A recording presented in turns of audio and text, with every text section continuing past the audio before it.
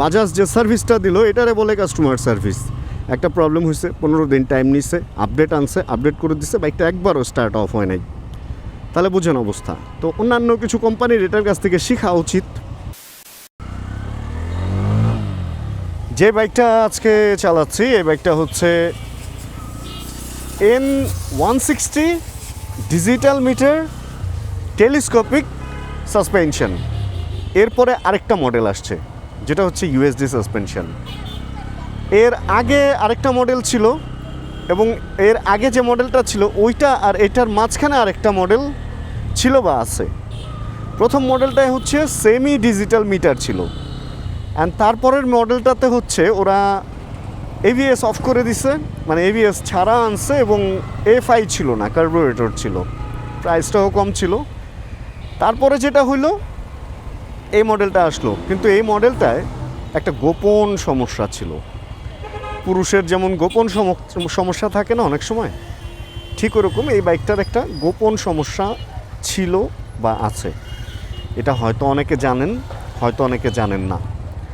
যেহেতু আমি কোনো ব্র্যান্ডের সাথে ওইভাবে চুক্তিবদ্ধ না, সেহেতু আমি কিছু কথা বলতে পারি।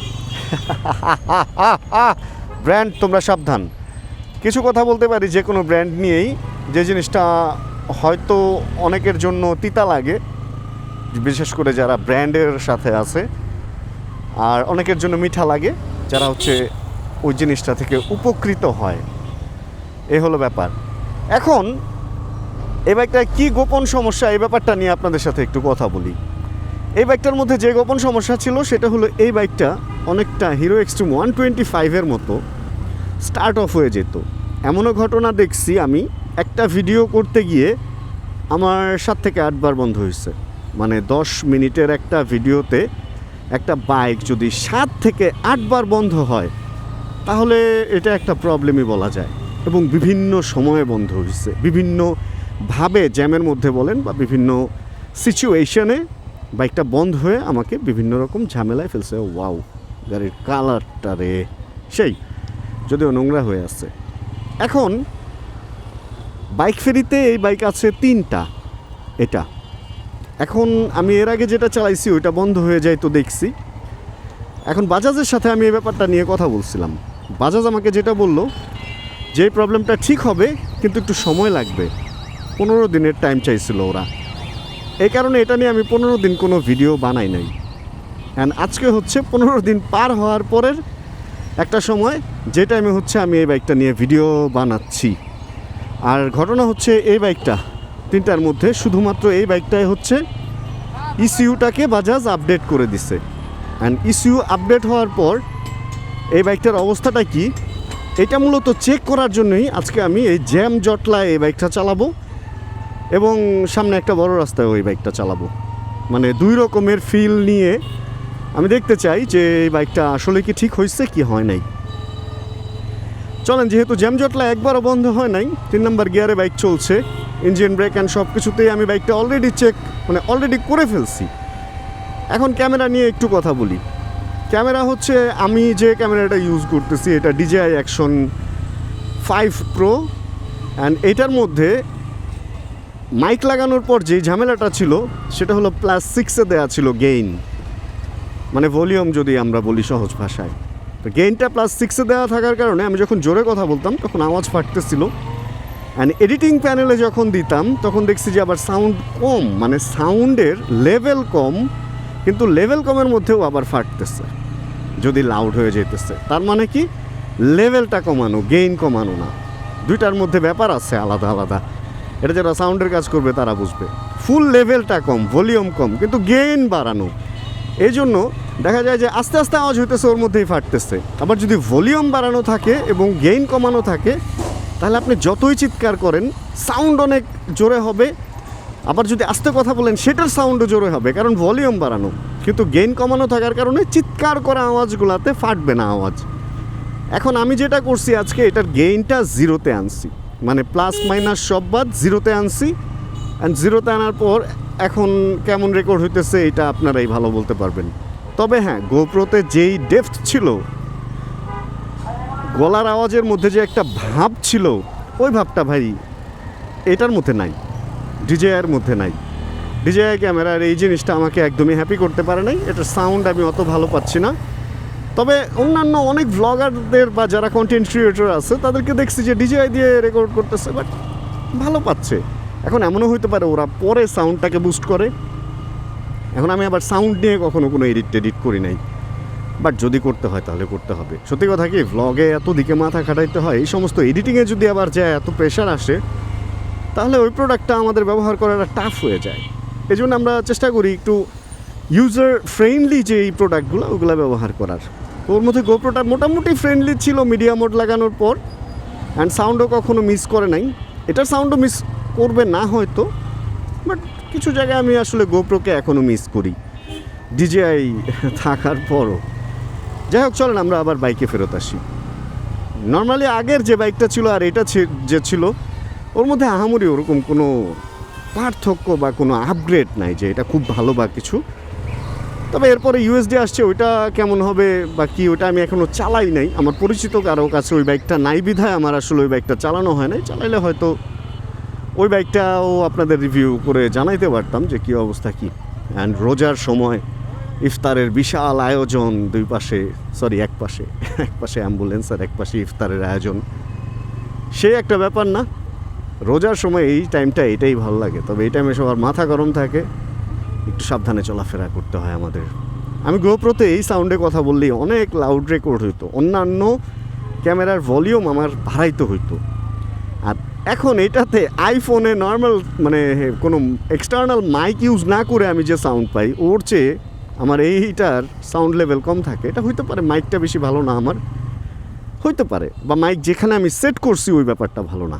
মাইক আমি এরপরে চেঞ্জ করে দেখবো অন্য জায়গায় লাগা, তাহলে মানে ভাই একটা ফলাফলে তো আসতে হবে, তাই না? একটা রেজাল্টে আসতে হবে, একটা সলিউশনে আসতে হবে, কোনো প্রবলেম নিয়ে থাকা যাবে না। আচ্ছা চলেন আমরা এবার একটু টেনে দেখি। 2 নাম্বার গিয়ার, 3, এটা 5 গিয়ারের বাইক, 3, 4 নাম্বার গিয়ারে উঠাই দিচ্ছি। অ্যান্ড ফুলফিল ইঞ্জিন ব্রেকে আছে। আর যদি আমি ক্লাচ ধরে ফেলি তাহলে কি 4 নাম্বার গিয়ারে বন্ধ হয়? না, বন্ধ তো হয় নাই। 1 গিয়ার নামাই, ক্লাচ ধরলেও বন্ধ হচ্ছে না। আমি যদি ক্লাচ ছেড়ে ইঞ্জিন ব্রেকে রাখি তাও বন্ধ হচ্ছে না। তবে এদিক দিয়ে মানুষজন উল্টা আসতেছে, এটা ঠিক। নট ব্যাড, মানে নতুন আপডেটটা মনে হয় ভালো। আমি আজকে এটা টেস্ট করতেছি, আর এটা টেস্ট করার পর আমাদের যে মানে বাইক ফেরিতে অন্য 2টা বাইক আমি দেখে আসছি, ওইগুলোতে আপডেটটা দেওয়া হবে। নট অনলি এইটা, এরপরে যার যার বাইকে এই প্রবলেমটা আছে, মানে এটা ফুল যত ডিজিটাল মিটার আসছে সবগুলোতেই প্রায় এই প্রবলেমটা আছে, মানে 99%। তো সবারই যাদের প্রবলেম আছে তারা চাইলে 60 ফিট চলে আসতে পারেন বাজাজ ফেয়ারে, অ্যান্ড ইস্যুটা আপডেট করায় নিয়ে যেতে পারেন, তাহলে স্টার্ট অফের অপশনটা থাকবে না ভাই। মানে this is call customer service. Bajaj যে সার্ভিসটা দিল এটারে বলে কাস্টমার সার্ভিস। একটা প্রবলেম হয়েছে, 15 দিন টাইম নিছে, আপডেট আনছে, আপডেট করে দিচ্ছে, বাইকটা একবারও স্টার্ট অফ হয় নাই, তাহলে বুঝেন অবস্থা। তো অন্যান্য কিছু কোম্পানির এটার কাছ থেকে শেখা উচিত। আমি এর আগে একটা কথা বলছিলাম যে ইয়ামাহার সার্ভিস দেখে অন্যান্য কোম্পানির শেখা উচিত। ওই ব্যাপারটা ইয়ামাহার সার্ভিস ভালো ছিল। And not only Yamaha, Bajaj N এবং এফ সিরিজে যে পরিমাণ এফোর্ট দিচ্ছে আপনাদেরকে, যে পরিমাণ ওরা ওয়ারেন্টির আন্ডারে রেখে বাইকগুলোকে সার্ভিস দিচ্ছে, এটা প্রশংসা পাওয়ার যোগ্য। বাজাজ এই ব্যাপারটায় অনেক অনেক অনেক বেশি ভালো করতেছে, এটা প্রশংসা করব আমরা। তো এইটা থেকে অন্যান্য কোম্পানির শেখা উচিত যে স্টার্ট বন্ধ হওয়ার যে সমস্যাটা, এটা থেকে কিভাবে বের হয়ে যায় এটা তোমরা শিখো এবং এটা তোমরাও অ্যাপ্লাই করো।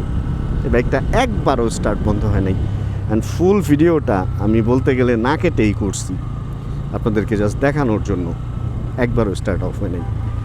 যাই হোক, বড় রাস্তা ছোট রাস্তা কোনো রাস্তায় যেহেতু বন্ধ হয় নাই, সেহেতু আমরা বলতে পারি যে এই আপডেটটা অবশ্যই ভালো। অ্যান্ড মোনাক ভাই, আপনি যদি ভিডিও দেখে থাকেন আপনিও দেখে নেন, এই বাইক একবারও স্টার্ট অফ হয় নাই। এই জন্য বাইক ফেরিতে আরও যে এই সেম মডেলের সেম বাইক আছে ওগুলো সবগুলোতে আপডেট দিয়ে দেন ভাই। টোটালি এটা একটা গুড সলিউশন হয়েছে।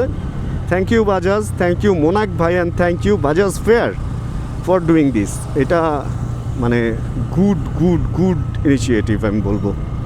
ওকে, চলেন আমরা তাহলে টেস্ট মোটামুটি করি, আর একটু ফাস্ট চালায় টেস্ট করি। এবং আমরা যখন এদিক থেকে ফেরত যাব তখন হচ্ছে আবার আমাদের করতে হবে কি ওই চিপা দিয়ে জ্যাম দিয়ে ঠেলে চালাইতে হবে। আর যদি একবারও বন্ধ হয় সেটাও আমি এই ভিডিওতে বন্ধটা দেখাবো যে একবার হইলেও বন্ধ হয়েছে। অ্যান্ড ভাই এই বাইকের ব্যালেন্সটা আমার কাছে এত ভালো লাগতেছে জাস্ট লুকিং গ্লাসগুলো একটু চওড়া হওয়াতে জিনিসটা জমতেছে না। আদারওয়াইজ বাইকটা আমার কাছে না কড়া লাগে ভাই, কড়া। এই বাইকটা সুপারের উপরে যদি কোনো কিছু থাকে এই বাইকটা হচ্ছে ওইটা। গ্রেট, তুমুল। চলেন আর একটু ঘুরি।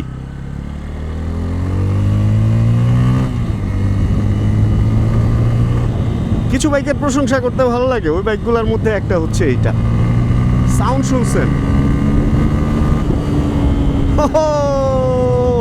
একটা 160 সিসির বাইকে এরকম পাওয়ার 3 নাম্বার গিয়ারে ভাই, করা। আর এটার সিটিং পজিশনটা অনেক বেশি সুন্দর। আমার একবার মনে হয় কি জানেন, ইউএসডি যখন N250 ইউএসডিটা আসবে তখন হয়তো আমি N250 ইউএসডিটা নিয়ে নিব। কারণ ভাই ইউএসডির মজা তো ইউএসডির মজাই। অ্যান্ড F250-র মধ্যে যে স্মুথনেসের একটা অভাব আছে, ওইটা যদি সলভ হয় তাহলে তো হয়েছিলই। আর F250 বা N250-র মধ্যে স্মুথনেস বা কাপাকাপির যে একটা সমস্যা আছে, এই বাজাজের যে N160 এটাতে এই সমস্যাটা নাই ভাই। এটা এত স্মুথ, এটা অনেকটা জাপানি টেকনোলজির মতো লাগে আমার কাছে। এটা করা মানে এটা একটা ভালোবাসা ভাই। এই বাইকটা আসলে একটা ভালোবাসা বলা যায়। যাই হোক, চলেন, ক্ষুধা লাগছে, রোজার টাইম, ওয়েটও করতে হবে অনেকক্ষণ, কারণ 4:30 মনে হয় বাজে। তো আরও 1.5 ঘন্টা ওয়েট করতে হবে, এরপরে খাওয়া দাওয়ার পর্ব শুরু হতে যাচ্ছে আমাদের। তাহলে আমরা এদিক থেকে চলেন বের হয়ে যাই। অ্যান্ড চাপায় গিয়ে আপনাদের সাথে আরেকটু চাপার ফুটেজ শেয়ার করব। ভাই কতভাবে চেক করলাম দেখছেন, কি পরিমাণ স্পিড তুলতেছি, ব্রেক করতেছি, ইঞ্জিন ব্রেকে রাখতেছি। নর্মালি ক্লাস 10-এ ব্রেক, এই যে এবার ক্লাস 10-এ ব্রেক করি, ওই বন্ধ তো হচ্ছে না, নর্মালি স্টার্ট আছে। গুড, গ্রেট, ভালো। যাক, তাহলে আমরা আজকের এই ভিডিওটা থেকে এখানে বিদায় নিয়ে নিই। আমার টায়ার্ড লাগতেছে ভাই। হোপ রাখতেছি ভিডিওটা আপনাদের ভালো লাগছে। যদি ভিডিও ভালো লাগে ছোটো করে একটা লাইক দিয়ে দিন। চ্যানেলে যদি নতুন হন বড় করে সাবস্ক্রাইব করে হয়ে যান। আমাদের ফ্যামিলি মেম্বার জানাবেন কে কোন জায়গা থেকে ভিডিও দেখছেন। পিপ। অ্যান্ড যতক্ষণ আবার পরবর্তী ভিডিও নিয়ে আমি না আসতেছি, ততক্ষণ ইনশাআল্লাহ আমরা থাকবো ভালো, আমরা থাকবো সুস্থ এবং করতে থাকবো চিল, ইনশাআল্লাহ। Chill, bro. Check the mic and make sure it sound right, boys.